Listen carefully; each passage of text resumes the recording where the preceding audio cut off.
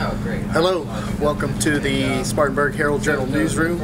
I'm Assistant Managing Editor Gabe Whisnant, joined by Jed Blackwell, our preps reporter.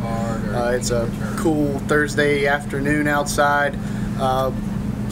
Temperatures tomorrow look to be good football weather and chilly, and as expected as we get closer to the stretch drive of the playoffs. Just a quick recap of the teams that we have left in our area. For the second round, 5A, Malden's at Dorman, Spartanburg's at Hillcrest, Gaffney's at Northwestern. In 4A, South Aiken is at Greer. In 3A, Chester's at Chapman and Broome is at Emerald. And in 2A, Chirral is at Blacksburg. So that's a quick rundown. We've got 7 teams left after the first round. We're going to break down, talk a little bit about the second round, and as we move forward. Jed, first of all, what's been your most surprising story of the 2017 season? I think the most surprising story so far has been the Region 3 5A race in general, the way all that shook out. And at the heart of that is the way that Gaffney played down the stretch.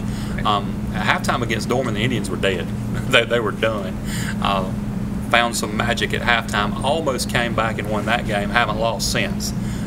Finished the Region 3-1, got a good win the first round of the playoffs. They go back to Northwestern, where they lost 17-14 earlier this year after Northwestern had a coaching change. One of the secrets for Gaffney has been moving Cam Rice to the other side of the ball. He's a Shrine Bowl tailback. He was their starter last year. But with Peanut Kirby coming along and with some help from Richard Seeley, that freed Cam up to move back to linebacker, which is his natural position. It's where he's the best. He's clearly a leader on that defense. And they really have responded. They've played really well with him on that side of the ball. And I think the Indians have got another one in them this week. Those good teams adjust and move players where they need to. And, of course, Gaffney has done that. Also, what do you feel like of those matchups that we ran down is the best one of the second round, and why? Well, I think Chester-Chapman is a great matchup. I think they might have to change the light bulbs in the scoreboard. Both teams score a lot of points. I think this will be the best offensive team that Chester has faced.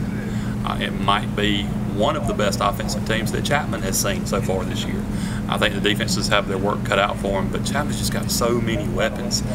You're talking Colton Bailey and DJ Twitty and Richard Tucker and Patrick Fongside. The Panthers just come at you in waves, and I don't know that Chester can withstand all of that. And finally, like we said, we've got 7 teams left, 4 different classifications. Who's got the best shot at the state title?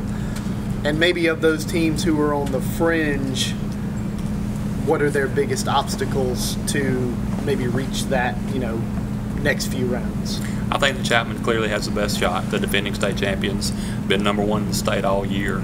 Ton of talent back offensively, solid defense. I think they are the favorite in 3A, at least to reach the state finals, and then I'm sure they'll have to contend with a Dillon or maybe possibly Gilbert when they get there. In the other classifications, there are so many heavyweights that our teams are going to have to face. TL Hanna, you asked for biggest surprise earlier. Statewide, TL Hanna's the biggest surprise. Came out of nowhere, new coach in Jeff Herron, multiple state championship wins in Georgia. He's transitioned that wing offense over there. They're playing great. So any of our 5A teams are going to have to deal with Hanna, I feel like. In 4A, Greer's on a good run, playing really well, but South Point is the 500-pound monster and have been for a couple of years now. The game will be at Greer. They're home out, but should they advance a couple more rounds, South Point would be there, and that'd be a tough one. And in 2A, Blacksburg also has the home field advantage, and Abbeville will come calling eventually if Blacksburg keeps winning. So those 3 solid programs. TL Hanna kind of a surprise, but Abbeville and South Point, who have been here before, who have done this, those are the stumbling blocks I see out there. Yeah, so the good news is for some of our teams is that they are home all the way out. So, home field advantage being what it is, maybe they can take advantage of that. That'll wrap it up for the second round. We'll try to do these as the rounds go forward, especially as our teams advance. We'll see you soon.